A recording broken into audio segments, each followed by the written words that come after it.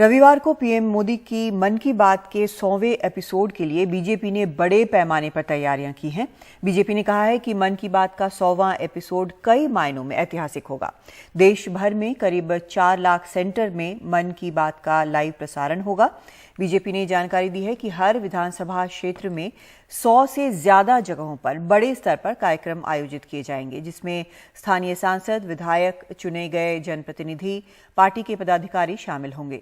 BJP अध्यक्ष JP Nadda, गृह मंत्री अमित शाह भी मन की बात के 100वें एपिसोड पर होने जा रहे खास कार्यक्रम में हिस्सा लेंगे। बीजेपी के मुताबिक दुनिया भर में प्रवासी भारतीय भी मन की बात के 100वें एपिसोड को सुनेंगे।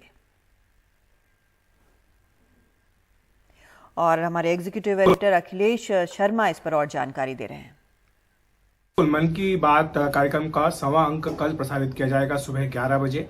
और इस तरह से जो एक बड़ी पहल पीएम नरेंद्र मोदी की ओर से की गई थी जनता तक पहुंचने की, वो एक बड़ा मील का पत्थर हासिल करते हुए कल, और इसके लिए बीजेपी ने बड़े पैमाने पर तैयारियां की हैं। पूरे देश में 4 लाख केंद्रों पर कल मन की बात को सुना जाएगा। सभी विधानसभा क्षेत्रों में भी इसका प्रसारण जो है वो बीजेपी के तमाम कार्यकर्ता, जनप्रतिनिधि, विधायक, सांसद इसे सुनेंगे। इसके साथ ही बीजेपी अध्यक्ष जेपी नड्डा, बीजेपी के साथ ही गृह मंत्री अमित शाह, ये तमाम नेता भी इस कार्यक्रम का प्रसारण कल सुनने जा रहे हैं। बीजेपी का ये कहना है कि इस कार्यक्रम ने पीएम नरेंद्र मोदी को जनता के साथ सीधा संवाद स्थापित करने में काफी मदद की है।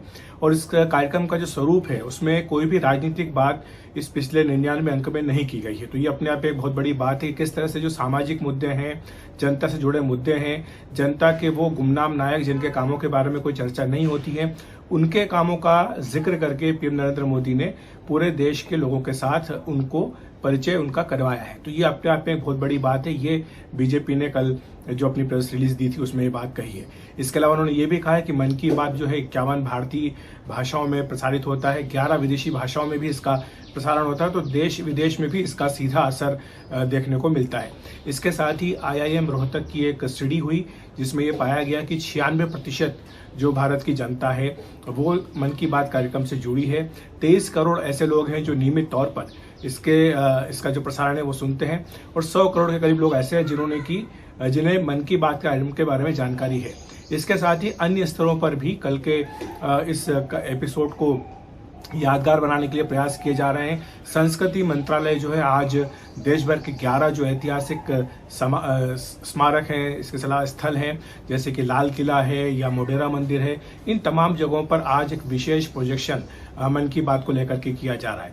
अमर चित्र कथा जो कि बच्चों में काफी लोकप्रिय है, वो भी मन की बात को लेकर के 11 उसके जो है अलग अलग किताबें जो है उसको मन की बात के विभिन्न आयामों को बताते हुए वो प्रकाशित की जा रही है। तो इस तरह से बड़े पैमाने पर तैयारियां की गई हैं मन की बात की।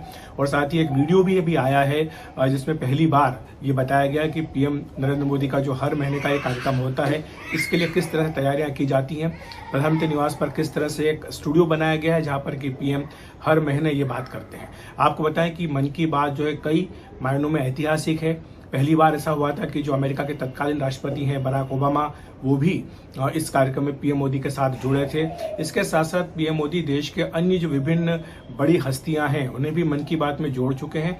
और जैसा हमने कहा कि कई ऐसे लोग जिनकी उपलब्धियों के बारे में लोग नहीं जानते हैं, उनको भी पीएम मोदी ने मन की बात के जरिए घर घर तक पहुंचाया है। तो उस लिहाज से ये एक बड़ा कार्यक्रम है।